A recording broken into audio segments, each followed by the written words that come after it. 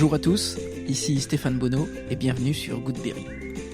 Goodberry, c'est une conversation avec des personnes inspirantes, résidant en Berry, pour évoquer leur parcours, leur réussite ou leurs échecs, et plus largement l'organisation de leur quotidien.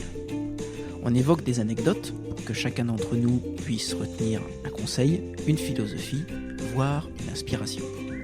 Ces invités viendront d'horizons multiples, comme le business, l'associatif, la culture ou le sport. Avec un point commun, le Berry. Aujourd'hui, j'ai le plaisir de recevoir un ami, en la personne de Serge Guilleneuf, qui est le dirigeant de l'imprimerie Alinéa 36 dans l'Indre.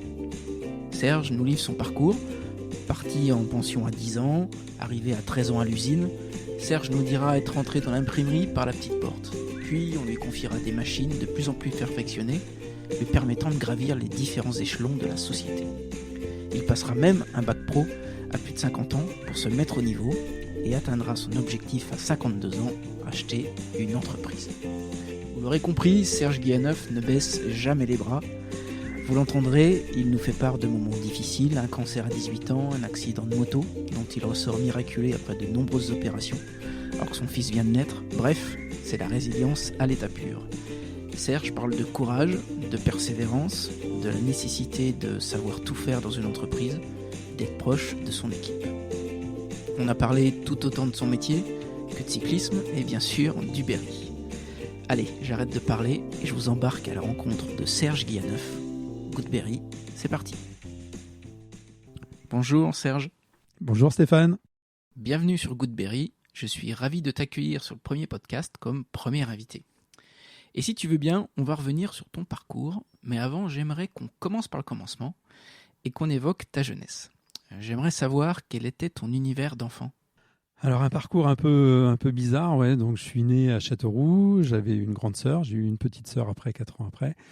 On vivait à 4 dans une pièce, on va dire. Mes parents étaient plutôt pauvres. Enfin voilà, on n'avait pas de voiture, c'était une mobilette, pas de télévision, pas de jouets à Noël. Mais enfin voilà, c'était comme ça. Hein.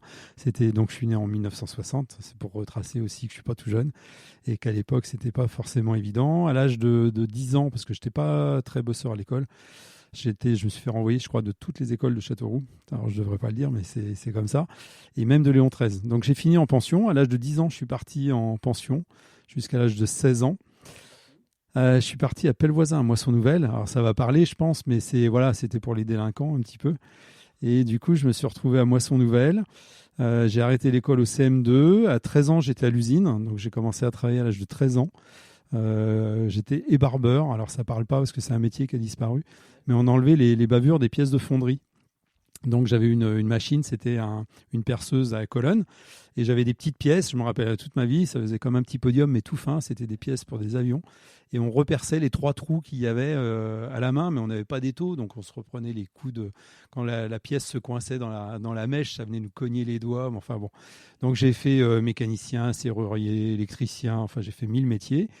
Après, à 16 ans, je suis retourné chez mes parents, parce que la pension, ça se terminait à l'âge de 16 ans.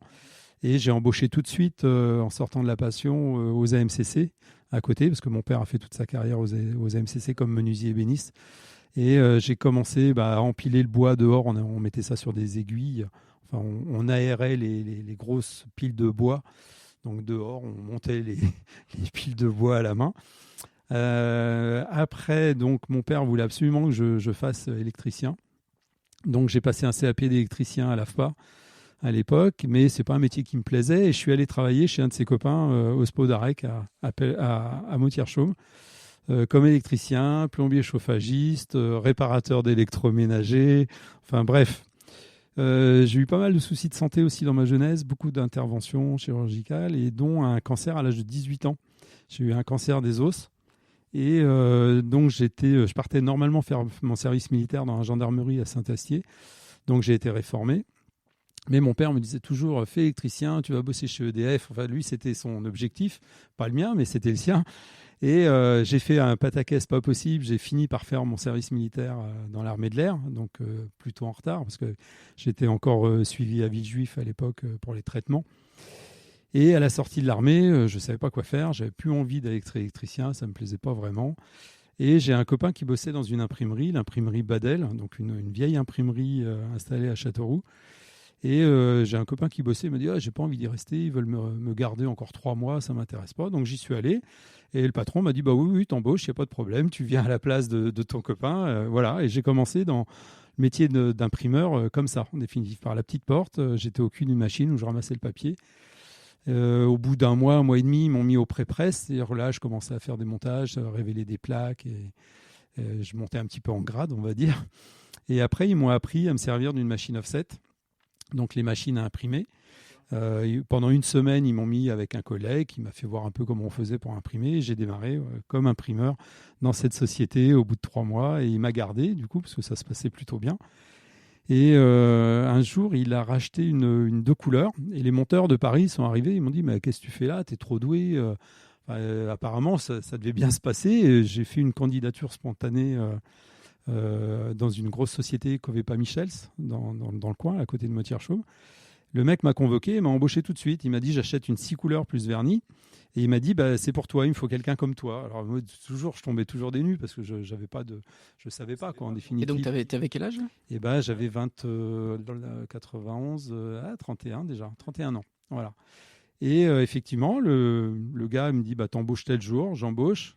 Donc j'arrive dans cette société où il y a 150 personnes au service offset, des grosses machines. Enfin, c'était 10 fois les machines que moi je conduisais avant.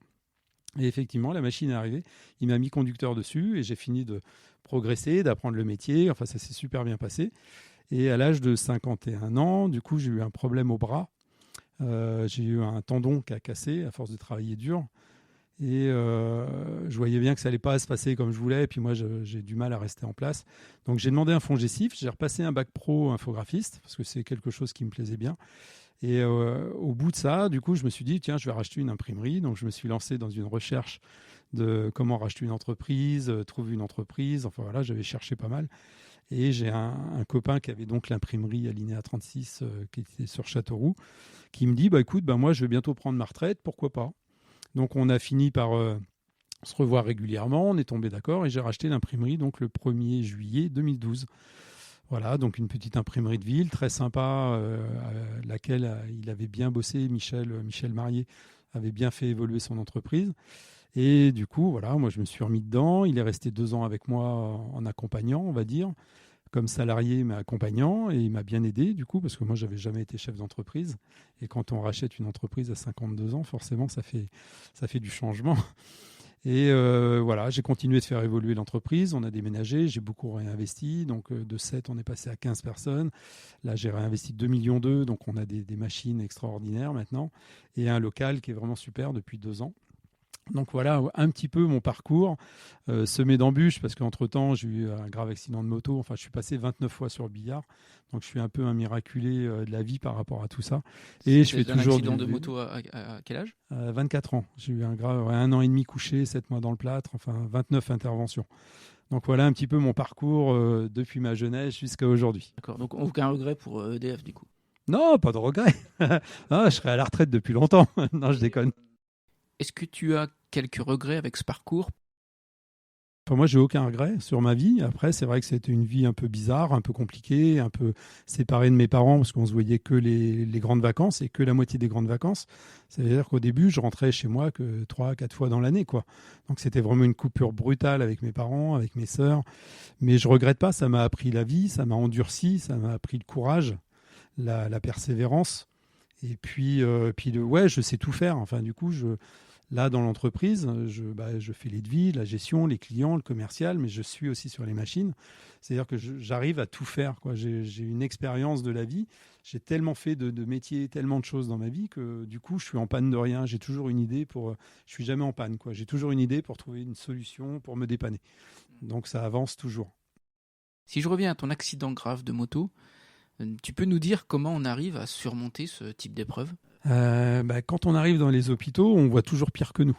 On voit des jeunes comme moi qui avaient attrapé des accidents, qui n'avaient plus de jambes, plus de bras, Donc on n'a pas le droit de se plaindre, même si on n'est pas en bonne santé, même si c'est difficile, on n'a pas le droit de se plaindre. Et c'est arrivé à une période où il y a eu la naissance de mon premier garçon, Nicolas, donc qui est né. Je ne pouvais même pas le prendre dans mes bras parce que du coup j'étais plâtré jusqu'à l'épaule. Enfin, C'était un truc de fou. Pendant plusieurs mois, j'ai pas pu m'occuper de mon fils parce que j'étais dans l'incapacité technique. J'étais tout le temps à l'hôpital.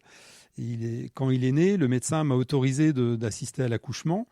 Mais j'ai même pas fait la sortie de l'hôpital parce qu'il a fallu que je parte me faire opérer en urgence tout de suite après l'accouchement, quoi. Donc ça a été un petit peu douloureux de pas pouvoir m'occuper de mon fils convenablement au début. Mais non, moi après je suis quelqu'un, même quand je suis en bas, j'arrive toujours à remonter, quoi. Je me laisse jamais. J'ai besoin de m'isoler la plupart du temps. Je suis quelqu'un qui se reconstruit dans l'isolement.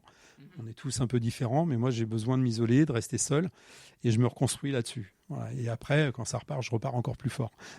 Ouais. Merci en tout cas pour cette expérience de vie. Sans transition aucune, est-ce que tu te rappelles le moment où tu as décidé de franchir le pas et de devenir chef d'entreprise ? Ouais, c'est vrai que je voyais qu'avec le boulot, ça allait être compliqué. Mon tendon, ça s'est pas bien passé. L'opération s'est pas bien passée. C'était difficile. Je voyais bien que ça allait devenir vraiment compliqué. D'où cette reconversion en disant, si je reprends une boîte un jour, j'aimerais bien maîtriser toute la chaîne. Donc toute la partie technique, je la connaissais. La partie graphisme, je la connaissais pas. C'est pour ça que j'ai fait un bac pro pendant 1 an à l'école. Je suis retourné avec les petits jeunes et ça, c'est quelque chose qui me sert tous les jours maintenant. Je regrette vraiment pas de l'avoir fait. Et après, dans la partie gestion, j'ai été aussi beaucoup dans le bénévolat. Donc, je me suis beaucoup occupé de clubs de natation parce que mes enfants faisaient de la natation. Donc, j'ai été trésorier dans un club de natation. Je suis passé trésorier du comité départemental de natation pendant X années. Donc, c'était des gros budgets. Donc, il fallait être sérieux, consciencieux. Et à part ça, je faisais beaucoup de vélo. Donc, j'ai créé un club de vélo, une course de vélo internationale. Ce qui fait que ça m'a permis d'appréhender les partenaires, les collectivités, les élus. C'est quelque chose qui m'a appris à parler, à voir les gens, à demander des choses, mais sans forcer. Enfin, du coup, à faire des choses. Moi, c'est ce qui m'a appris un petit peu dans la vie, c'est le bénévolat, en définitive. Parce que j'étais quelqu'un de très timide. Je parlais très peu quand j'étais jeune. Et cette chose-là, c'est Bernard Tanchou, le président du comité départemental de natation, qui m'a appris toutes ces choses, à aller vers les gens, discuter avec les gens. Enfin, j'ai trouvé ça hyper enrichissant. Et après, il me restait plus que la partie commerciale que j'avais vraiment jamais fait en direct, mais indirectement avec le bénévolat, on le faisait. Parce que la course que je faisais, c'était un budget de 40 000 € la journée. C'était 1000 bénévoles. Donc forcément, on était obligé d'aller vers les gens, d'aller demander des sous aux collectivités. Enfin, c'était énorme, quoi. La radio, la télé, j'avais été invité à France 2. Enfin, on est forcément devant les micros, devant les écrans. Enfin, c'était quelque chose qui m'a vraiment servi, je pense, aujourd'hui dans l'entreprise.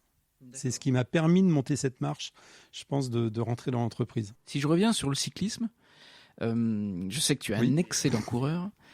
Tu as une pratique intensive ? Alors, moins qu'avant, parce qu'avant, j'avais un petit peu le temps. Je faisais 15 000 km par an. Maintenant, quand j'en fais 3 4 000, mais j'essaye toujours de garder, c'est ce qui m'a bouée de secours, on va dire, pour m'évacuer ce stress, cette fatigue nerveuse de l'entreprise. Moi, je l'échappe sur le vélo, quoi. Je monte sur mon vélo, je reviens, je suis bien. Et quand tu es sur le vélo, tu penses au boulot ou pas du tout ? Non, pas du tout. Non, c'est vraiment un vrai plaisir. Le vélo, c'est... Tu switches de là. Ah ouais, complètement. Ouais, complètement. Est-ce qu'il y a, selon toi, des parallèles entre le sport et l'entreprise ? Ouais, bien sûr. C'est le courage, la persévérance. Et puis, il ne faut pas abandonner. Sur le vélo, on abandonne, on s'arrête, on tombe. Et l'entreprise, si on s'arrête, l'entreprise, elle tombe aussi. Et par rapport à l'équipe, on n'a pas le droit d'arriver et puis de dire non, ça va pas. On est toujours obligé de montrer un côté positif, même si c'est dur en ce moment avec le Covid. On est toujours obligé d'être positif dans l'atelier parce que les gars, ils font quoi ? Ils te regardent toi. Et si toi, tu n'as pas le moral, ils n'auront pas le moral. Donc moi, j'essaye toujours, même s'il y a des difficultés, même si je leur en parle, mais je suis toujours positif. On est toujours, on rigole, on échange, un café, un croissant. Enfin, c'est toujours quelque chose, toujours dans le positif. Est-ce que tu essayes d'inculquer une culture d'entreprise ? Oui, on essaye, c'est pas toujours facile, mais là j'ai une super équipe qui me suit vraiment beaucoup. Enfin, ils ont confiance en moi, je pense. Je leur ai prouvé aussi depuis 9 ans que voilà, j'étais quelqu'un qui était un battant, je vais toujours de l'avant, on se laisse jamais aller. Et c'est vrai qu'on sent que là, toute l'équipe que j'ai en ce moment, c'est des gens... Là, j'ai un de mes collaborateurs, mercredi soir, il travaillait à 22h chez lui, il travaillait pour un client, alors qu'il était chez lui et normalement, il n'a pas le droit. Mais on voit qu'ils sont un peu comme moi, ils voient que je passe, moi, en gros, je suis là de 6h à 21h tous les jours. Et ça, ils le voient, ils l'entendent, enfin, c'est quelque chose qu'ils voient. Et du coup, ils reproduisent un petit peu ce schéma. Ils ne sont pas à 10 minutes le soir, s'ils n'ont pas fini leur boulot, ils restent. Et vraiment, c'est quelque chose qui se passe super bien. Je refais un détour par le cyclisme. Quel est ton meilleur souvenir ? Meilleur souvenir, plein de victoires. J'ai gagné beaucoup de courses. Et une qui m'avait marqué, c'était la Pierre Jodet. Donc, c'est une course de 185 km que j'avais réussi à boucler en 4h30 avec 2000 mètres de dénivelé positif. Donc, ça fait 40 km/h de moyenne sur 180 km. Donc, pour moi, c'est un de mes plus beaux souvenirs parce que avec mon accident de moto, j'étais pas sûr de pouvoir remarcher parce que j'avais la jambe, enfin, j'avais beaucoup d'organes de toucher, la colonne vertébrale, les bras, enfin, bref. J'étais bien esquinté et pour moi, c'est une belle revanche de la vie. Ouais, c'est vraiment de me faire plaisir sur un vélo et quand je prends le départ d'une course, même si je finis deuxième ou dixième ou dernier, c'est pas grave. J'ai participé, j'ai fait une belle course et pour moi, c'est un vrai bonheur. Alors, on voit que tu es très occupé et donc je voudrais évoquer ton organisation. Peux-tu nous décrire une journée de Serge Guilleneuf ? Le réveil au plus tard, c'est 5 heures. Ça, c'est le plus tard où je me lève. Après, 6 heures, j'arrive au boulot en général. Et puis, la journée ne s'arrête pas. On grignote un morceau en général au boulot, un sandwich ou on amène une gamelle, enfin bref. Et on repart le soir à 21h et on arrive, on grignote un morceau et on se couche. Les journées, c'est que boulot. Et les week-ends, c'est vélo, souvent le dimanche. Ça reste traditionnel. Le samedi, c'est souvent les courses, parce qu'on n'a pas le temps de faire la semaine. Parce que du coup, on n'a pas le temps d'aller faire les courses, vraiment. Parce que mon épouse était chef d'entreprise, elle vient de vendre son entreprise. Et je l'ai reprise avec moi comme comptable. Donc, elle a le même rythme que moi, en définitif. On fait les mêmes journées. Donc, c'est vrai que par contre, c'est un échange juste extraordinaire de pouvoir partager cette passion aussi. Parce qu'on a beau dire, ça reste une passion, ce métier. Et de pouvoir la partager avec elle. Donc, c'est vraiment génial, quoi. Ouais. Tu arrives facilement à couper entre le monde professionnel et la vie privée ? Alors moi, j'ai la chance de couper, Marie moins, mais je lui rappelle que quand on est à la maison, je ne peux plus parler de boulot. Et j'ai la chance que quand je pousse la porte, je reviens le lendemain, je ne sais même plus ce que je faisais la veille, à vrai dire. J'arrive à couper tellement fort. Par contre, quand je reviens, je me relance dans le boulot comme si j'y étais pas parti. Mais j'arrive à couper quand je ne suis pas au boulot, je coupe complètement de mon travail. Ça, c'est une chance. Je pense que c'est ce qui me sauve. Alors, on voit dans ton parcours, Serge, que tu as beaucoup appris tout au long de ces années. Est-ce que tu apprends encore aujourd'hui ? Ah oui, on apprend tous les jours. On apprend de nos clients, de nos fournisseurs, on apprend tout le temps. Enfin, moi, j'apprends tous les jours des choses. Ouais. J'ai des clients qui sont extraordinaires. C'est vrai que j'ai une clientèle plutôt fidèle. On a plus de 4000 clients, mais on les connaît tous, mais c'est un échange toujours, c'est que du bonheur. Et j'ai toujours envie d'avancer, aussi bien professionnellement. J'investis beaucoup en ce moment dans la nouvelle technologie, donc le web-to-print. On a un système web-to-print maintenant en interne que j'ai mis en place depuis 2-3 ans et qui fonctionne maintenant parfaitement. Et on va lancer très prochainement, là au mois de mars, un site marchand, tout public. Tout le monde pourra acheter des flyers, des cartes de visite chez nous. Voilà. Paiement en ligne, envoi direct par Chronopost. Enfin, c'est vraiment... Donc, je me réinvente tout le temps dans mon métier, mais il faut qu'on se réinvente parce qu'avec le Covid, en ce moment, c'est vraiment difficile. Donc, si on ne trouve pas des solutions pour se réinventer, on va mourir. Donc, voilà, comme j'ai pas envie qu'on meure, on bosse dur. Qu'est-ce qui a le plus changé entre le moment où tu as découvert le métier de l'imprimerie et aujourd'hui ? Alors, c'est une anecdote, mais moi, quand je parle maintenant que je suis chef d'entreprise, à d'autres chefs d'entreprise, ils me disent « Ah ouais, mais les imprimeurs, avant, ils roulaient tous en Porsche. » Alors, je vous rassure, maintenant, c'est fini. Avant, apparemment, c'était un métier qui gagnait beaucoup. Ça a beaucoup perdu. Maintenant, c'est difficile, il faut se battre. Les marges sont petites. Mais le métier a beaucoup évolué dans la technologie, dans le matériel. Le papier, c'est toujours du papier. L'encre a beaucoup évolué. L'écologie, maintenant, on recycle tout aussi. Ça, c'est quelque chose qui me tient à cœur. Et il n'y a pratiquement plus de produits chimiques non plus. Moi, j'ai eu des brûlures au 3e degré en nettoyant les machines avec des produits chimiques. Maintenant, j'avais les mains noires, on avait les ongles sales quand on débauchait. Maintenant, le conducteur, il part, il a les mains propres parce que du coup, on ne rentre plus dans les machines. C'est technologique. Ah ouais, ça a énormément évolué. Ouais. Les rapidités de machines, c'est incroyable. Non, c'est d'un confort de travail maintenant pour tout le monde. Mais je trouve que c'est bien parce qu'avant, c'était pénible aussi. Le papier, c'est lourd. Maintenant, on soulève pratiquement plus le papier. On a des tire-pales, on a des retourneurs de piles. On met ça directement dans les machines. Non, ça devient confortable, on va dire. Moi, j'ai eu la chance de te voir faire visiter l'atelier. Et j'avais remarqué une chose, moi, c'est que tu t'attardais quand même autour des vieilles machines et Oui. on a vraiment le sentiment que t'aimes ça. Ah, la nostalgie, bien sûr. Ouais, moi, j'ai appris sur ces vieilles machines. Et chez nous, elles fonctionnent tout le temps. On a toujours une clientèle avec un type de travaux bien spécifique où ça passe sur ces machines-là. Et donc, j'ai une personne à temps plein qui travaille sur ces 3 machines et c'est vraiment que du bonheur. Mais quand la télévision vient, enfin, ou quand il y a des équipes de caméras qui viennent pour faire des reportages, ils s'attardent toujours sur ces machines-là. C'est rigolo parce que c'est quelque chose qui parle aux gens. Je ne sais pas pourquoi, mais c'est quelque chose qui plaît aux gens et ça leur parle vraiment, quoi. Et ça fonctionne tout le temps. Donc les gens sont toujours surpris de voir ces vieilles machines chez moi et qui fonctionnent, qui tournent en permanence, quoi. Une question sur le métier de l'imprimerie en général. Est-ce qu'il y a des idées reçues sur le métier ?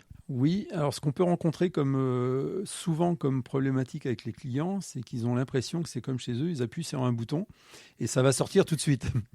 Alors, c'est pas tout à fait comme ça, parce que du coup, on est quand même une belle équipe et ça passe dans la main du deviseur. Deviseur, donc il envoie le devis, le client valide, ça passe au service pré-presse qui va recevoir le fichier, qui va le contrôler, ça passe au service montage, donc ça passe dans des ordinateurs qui vont faire l'imposition pour économiser le papier, donc on remplit au maximum le format de la feuille. Après, ça va passer donc dans la main du conducteur, la personne qui va imprimer les feuilles sur la machine. Après, ça va passer par la main du massicotier. Donc, c'est quelqu'un qui va couper les fonds perdus, qui va remettre au bon format les documents. Quand il y a de la finition, ça passe soit à la plieuse, soit à l'assembleuse. Et après, ça passe en expédition. Et de l'expédition, ça passe en facturation. Donc, on s'aperçoit qu'il y a quand même une chaîne à respecter, la chaîne graphique à respecter, et ça prend du temps. Alors du temps, chez nous, les gens nous disent toujours, je sais que ça va être terrible à faire, mais tu vas y arriver, parce que nous, on essaye toujours de respecter les délais, et on a toujours des délais très courts. Mais c'est vrai qu'il faut comprendre qu'on n'a pas qu'un bouton à appuyer. Je me rappelle une fois, on faisait des posters pour un client. Et le client, il me dit, j'attends. Je dis non, j'y venais, je vais vous expliquer. Du coup, il est rentré dans l'atelier et je lui ai fait voir toute la chaîne. Il m'a dit, mais je ne m'imaginais pas que ça pouvait être aussi complexe, l'impression d'un document. Oui, on comprend qu'Alinéa est un succès, que le site où nous enregistrons est un site tout neuf, moderne. Mais j'aimerais savoir si tu as eu des moments de doute, voire d'échec, et comment tu les as surmontés. Alors des échecs, oui, il y en a toujours, au moins des déceptions. C'est vrai que moi, il n'y avait pas de commerciaux. Donc la société date de 1955 quand même. Donc c'est vrai qu'aujourd'hui, c'est une société qui a quand même une certaine expérience, une certaine existence aussi. Ça veut dire qu'il y a longtemps qu'elle existe. Et il n'y avait pas de commerciaux. Et donc, moi, dans l'évolution les investissements que j'ai faits, j'ai embauché un commercial. Et pour moi, les échecs, ils sont là. C'est pas toujours dans le recrutement.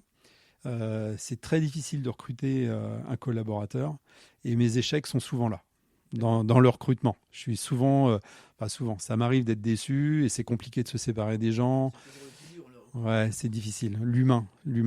Dans le travail, non, j'ai pas d'échec dans le travail proprement dit. Non, je trouve que ça se passe plutôt bien. Une bonne équipe, des bonnes machines. Enfin, on a des bons clients. C'est vraiment une relation entre tous ces facteurs mais le facteur humain, le recrutement, c'est quelque chose de difficile. Ouais. Quand tu passes de l'imprimerie rue de Verdun à Châteauroux, qui était exiguë, mais qui avait son folklore avec ses odeurs de papier, ses vieilles machines, à cet établissement où nous sommes, tu te souviens du moment précis où tu décides de franchir le pas ? Oui. Oui, je me souviens bien, ouais, effectivement, parce que le chiffre d'affaires continue d'évoluer, mais pour faire évoluer un chiffre d'affaires, il faut plus de papier, plus de machines, plus de production, plus de personnel, et on ne pouvait plus rentrer dans les murs, c'était impossible. Déjà, il y a 5-6 ans, quand j'ai voulu racheter ma première machine numérique, parce qu'on s'est mis au numérique, bien évidemment, et il a fallu que je ragrandisse l'atelier, donc j'avais déjà fait une extension pour pouvoir rentrer une machine. Et là, j'avais l'idée de changer ma machine offset qui commençait à être un petit peu, à l'arrivée au bout. Et c'est 30 tonnes, c'est 12 mètres de long. Et je ne pouvais pas du tout la rentrer. Et je ne pouvais plus agrandir. Donc, pour acheter cette machine, il fallait que je trouve un bâtiment. Et du c'est coup, la machine qui a fait basculer. Ouais, bien sûr, ouais. C'est pour continuer d'évoluer, il faut toujours investir dans l'imprimerie, il faut toujours acheter du matériel dernier cri si on veut être au top et avoir des bons prix. Et quand j'ai décidé effectivement de changer la machine, je me suis dit, je ne peux pas changer la machine si je ne déménage pas. Donc il a fallu que je trouve un bâtiment, ça a été long, très long. On a réussi à trouver chaussures à notre pied, on a fait les travaux vite, très vite. Même les artisans m'ont dit, je ne sais pas comment tu as pu faire autant de travaux en si peu de temps avec toutes les entreprises. Et on a réussi à déménager. Et c'est 15 jours sans production, déménager toutes les machines. Alors ça, par contre, une fois dans ma vie, pas deux, c'est énorme. C'est un boulot de fou. Ah ouais. Coordonner le tout. Mais voilà, le résultat est magnifique. Il n'y a pas de regret de partir d'un endroit qui était plutôt historique. C'était pour continuer d'évoluer, parce que si on n'avait pas évolué, je pense qu'on allait mourir à moyen terme, on serait mort, parce qu'on n'aurait pas pu continuer à produire comme on voulait, et c'était limite dangereux, on était obligé de passer les palettes en hauteur, au-dessus des machines, enfin c'était vraiment, ça devenait dangereux. On mettait les palettes dehors, parce qu'on ne savait pas où stocker le papier, c'était compliqué, une gestion compliquée à l'intérieur, voilà. Alors Serge, il y a un sujet qui me passionne, c'est le management, et je voudrais t'interroger sur le sujet. Quel type de manager tu es avec tes équipes ? Je suis trop gentil. Malheureusement, on me refera pas, mais la vie m'a appris. Je suis pas rancunier, je suis pas quelqu'un de méchant.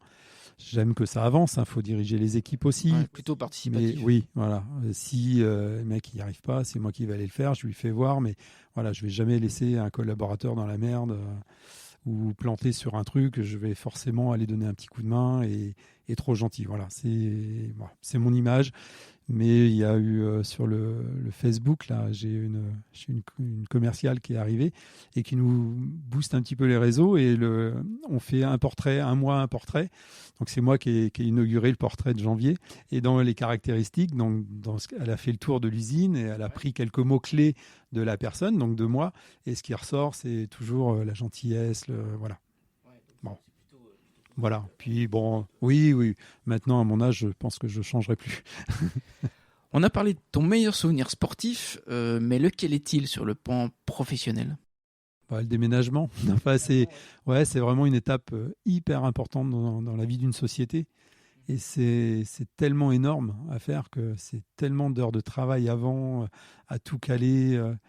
Et pour moi, c'est une belle réussite. Le déménagement, l'entreprise, là, maintenant, c'est tout le monde, enfin, quand ils viennent là, ils disent, c'est la classe, quoi. Et puis, j'essaye toujours de mettre les choses j'ai tout changé, les bureaux, tout climatiser l'atelier, parce qu'il fait toujours très chaud dans les imprimeries, les machines dégagent une grosse chaleur.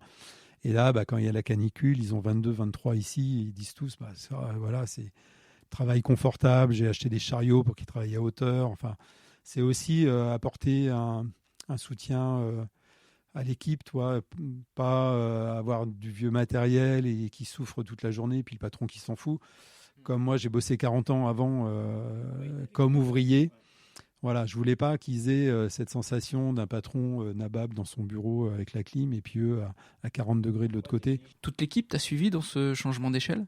Oui, oui, tout le monde. Non, ils sont tous contents. non, mais c'est vrai que voilà. Après, j'amène souvent les croissants. C'est mon côté. Ça me fait plaisir partager avec eux. Mais voilà, j'amène régulièrement des croissants, café. Enfin, c'est quelque chose que j'aime partager avec eux.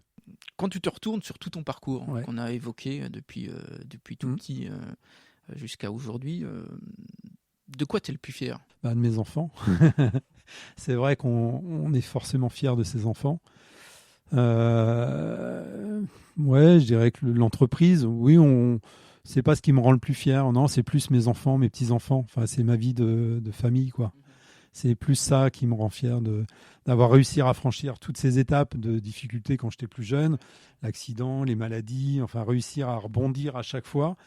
Et puis, puis c'est que du bonheur de partager du temps avec les enfants, les petits-enfants. Pour moi, c'est juste magique, quoi. Le podcast s'appelle Goodberry.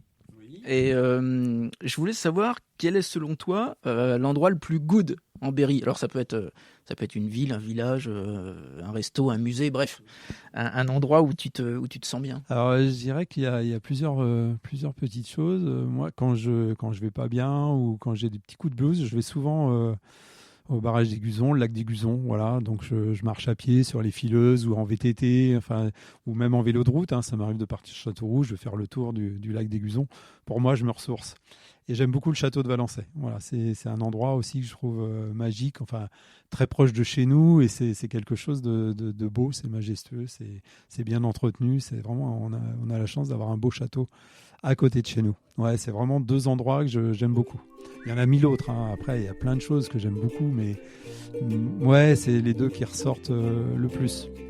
En tout cas, merci pour cette conversation. Merci à toi, Stéphane. C'était super intéressant. Si on veut te contacter pour une raison ou pour une autre, où est-ce qu'on peut te joindre ?